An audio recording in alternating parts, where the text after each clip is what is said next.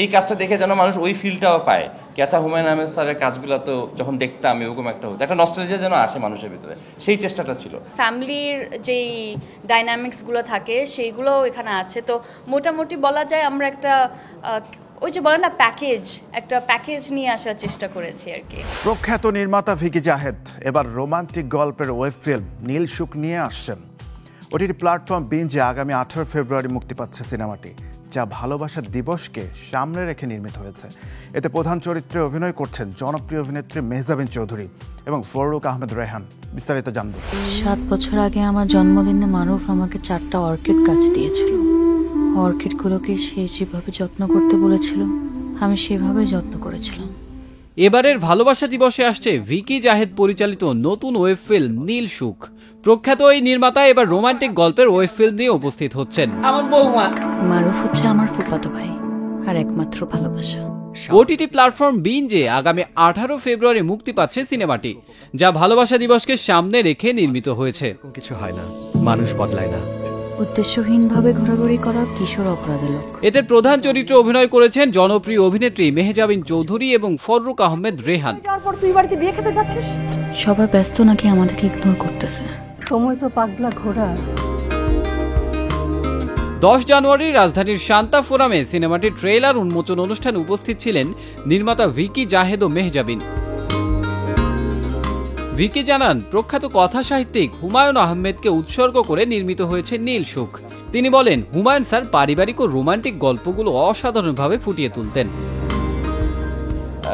আমি যখন ছোট ছিলাম তখন মানে হুমায়ুন স্যারের কাজ যখন আসতো, এটা পার্টিকুলার একটা টাইপের কাজ হতো, যেখানে পরিবারে অনেক সদস্য থাকতো, একটু থাকে না সুন্দর গান থাকতো, তারপর হচ্ছে রোম্যান্স থাকতো, মানে ওটা একটা নির্দিষ্ট একটা ছক ছিল।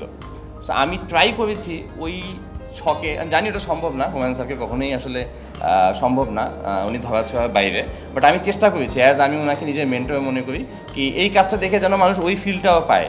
ক্যাচা হুমায়ুন আহমেদ স্যারের কাজগুলো তো যখন দেখতাম এরকম একটা হতো, একটা নস্টালজিয়া যেন আসে মানুষের ভিতরে, সেই চেষ্টাটা ছিল। দ্যাটস ওয়াই এটা উৎসর্গ করা। অভিনেত্রী মেহজাবিন বলেন, ভিকি জাহেদ ভাইয়ের সঙ্গে এটি আমার তৃতীয় ওয়েব ফিল্ম। দর্শকরা আমাকে রোমান্টিক গল্পে দেখতে চেয়েছিলেন, তাই এই কাজটি করেছি।